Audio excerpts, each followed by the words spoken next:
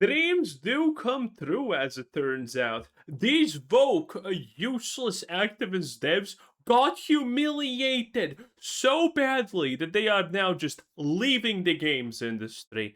And what can I say? Boys, pat yourselves on the back because we did it! We did this! They're jobless, they're homeless, they're gone, they're bad, they're sad.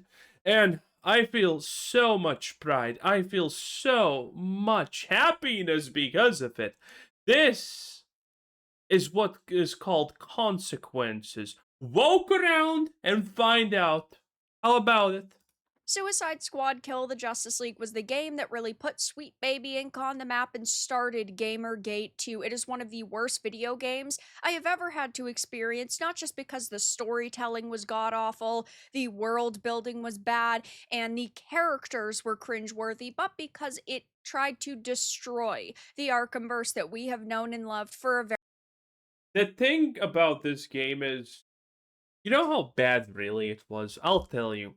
I wanted to make a video about before it came out, and I was looking at the 2 minutes of gameplay that they showed, and even in that, the camera doesn't move properly. Even in that split second of gameplay, the camera just does not move properly. It was a disaster. Now, granted, I did not publish that video because I thought, oh, nah, they're gonna strike me for it. Because, you know, it's Warner Brothers, it's Sony, it's all of that jazz. So, I didn't do it. But man, the writing was on the wall, and it was hard. very long time. This is a game that lost hundreds of millions of dollars for Warner Brothers.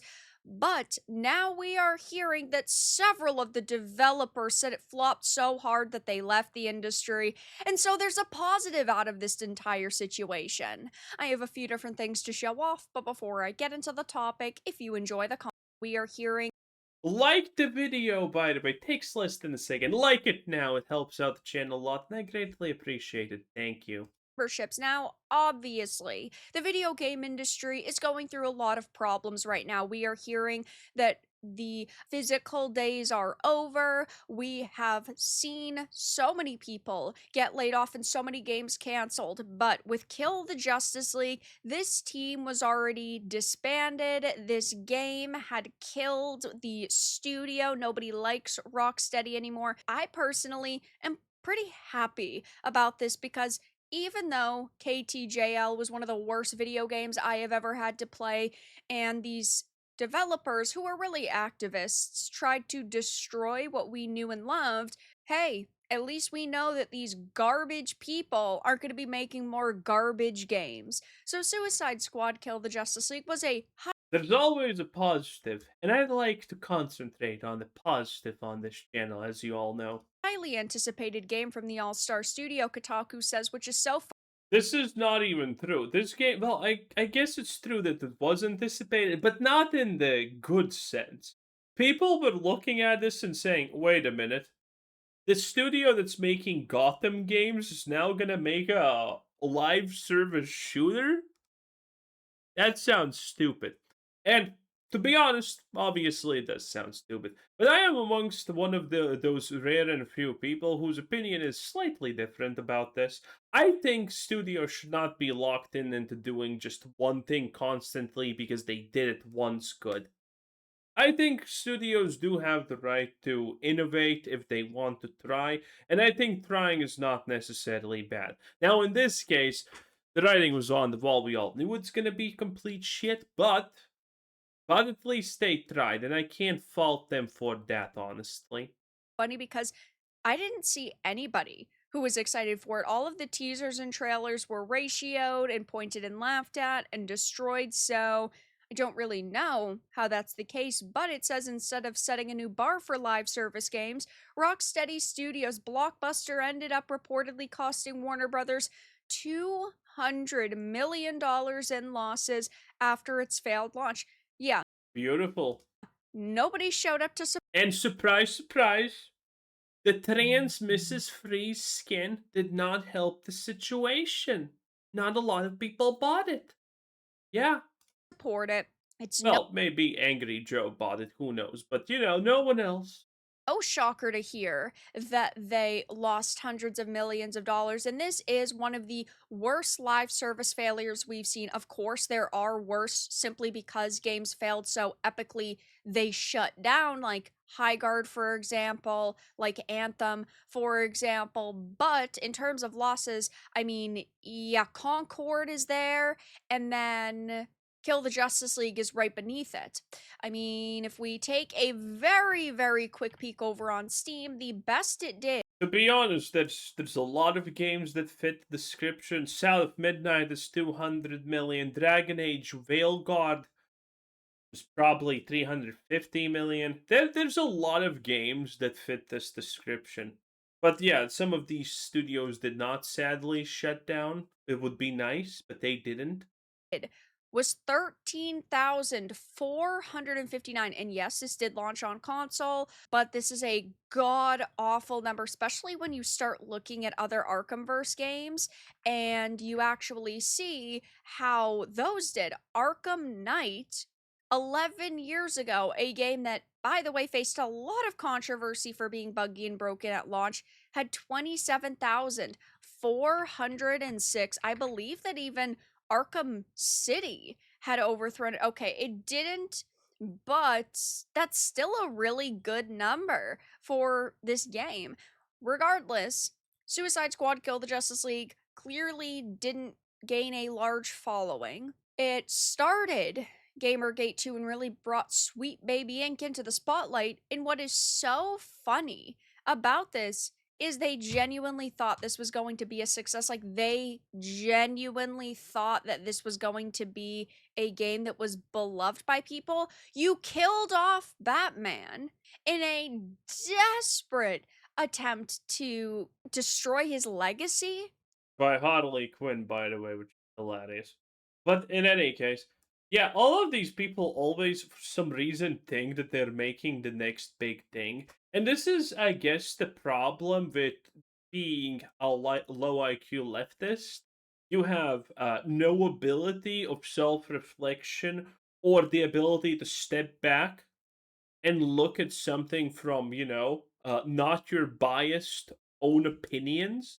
So there's a lot of situations like this. South of Midnight thought they're gonna be amazing, that it's gonna be massive. Concord was hailed as the next GTA. There have been tons of games. Dragon Age Veilguard, yeah, that trauma dump trans identity establishment simulator was also supposed to be the next big thing. It is insane how these people just magically gaslight everyone, also not just themselves, into believing that, oh yeah, this clearly dog shit is not gonna be dog shit. Trust me, bro. And it just works. Todd Howard should learn from, well, he already has.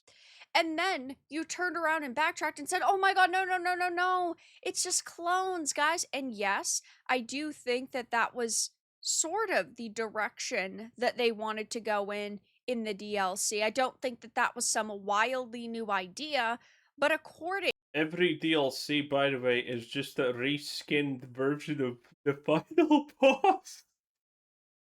You can't make this up. to sources that I had that worked on this game and worked in Rocksteady, that last chapter was supposed to have a playable Batman. They were supposed to bring Batman back, and then that was going to lead into another Yeah, we heard about this, but instead you got Twink Joker. Aren't you happy about Twink Joker?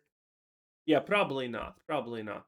game because Batman wasn't actually dead. Nightfall Protocol was him just disappearing. KTJL's version that died was a clone.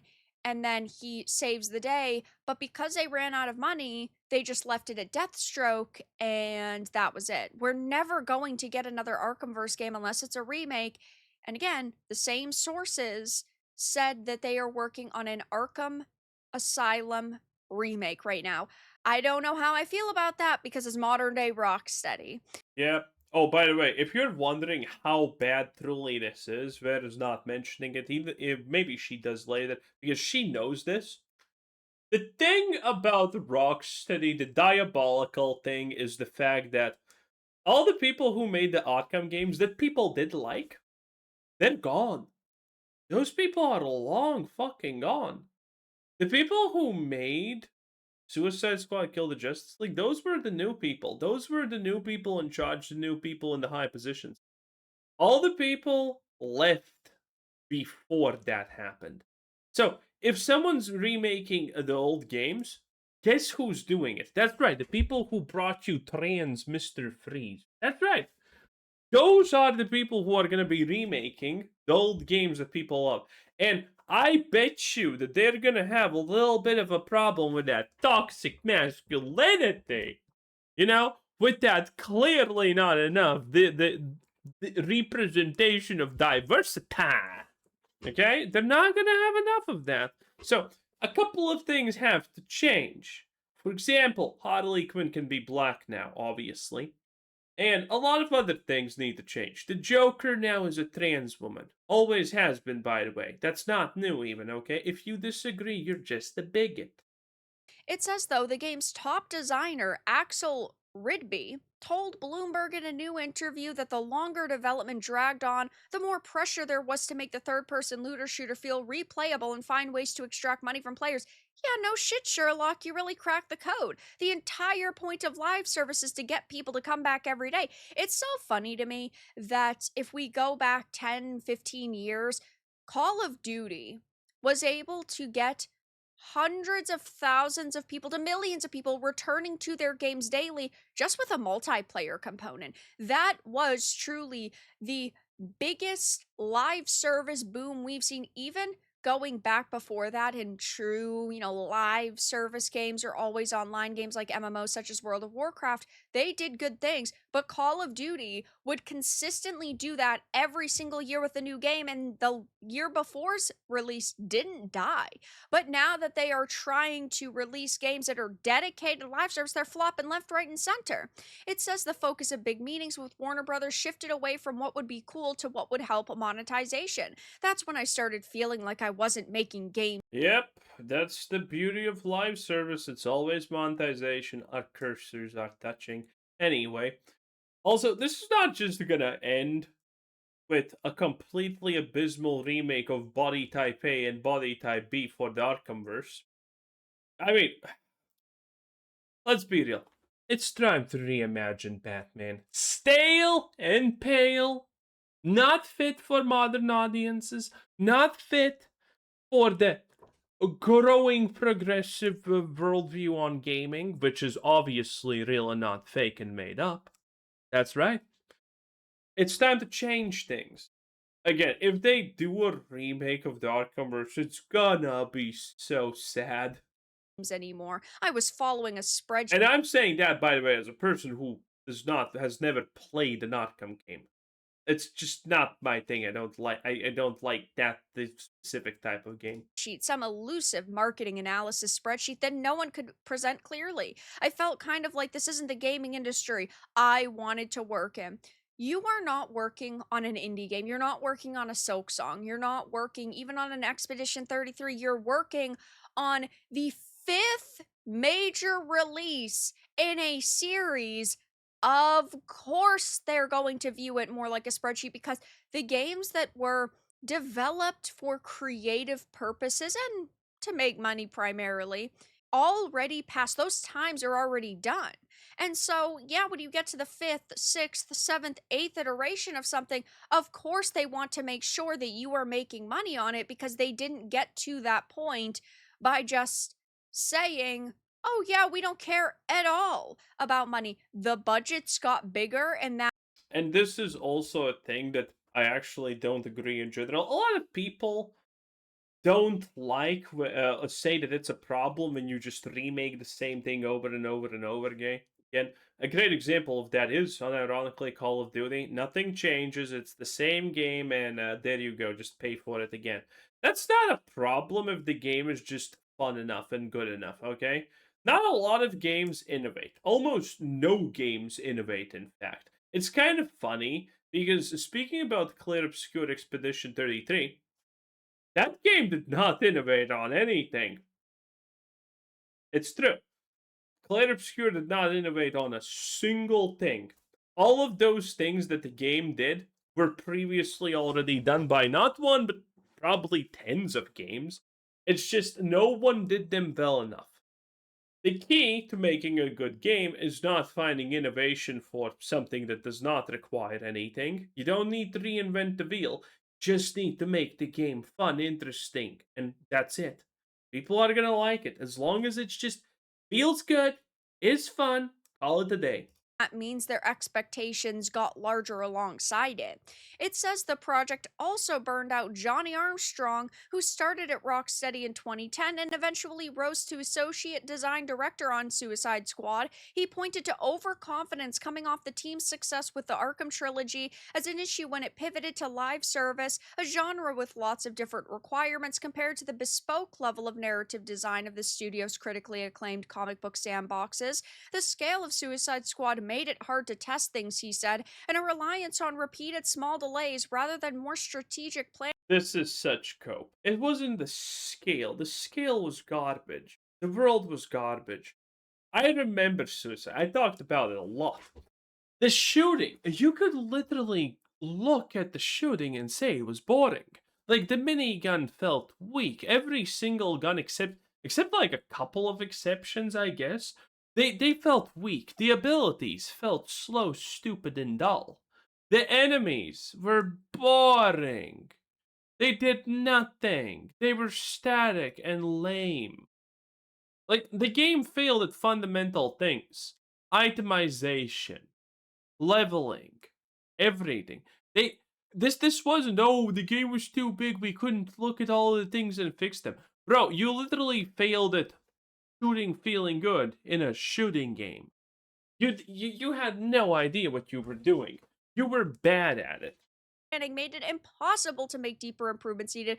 It's all cope and BS and lies. And the only reason why they're coming out and talking about this now is because the job market in the games industry is rough. It's not like it was 10 years ago where, oh, hey, I just want to move to a different company. I apply there and then I get hired. It's not the Nah, it's still pretty much like that, to be honest. case. And so they're taking to social media and taking to these interviews and going, Get fired from BioWare? Congratulations! Here's Ubisoft or Blizzard to rehire you. What a tragedy.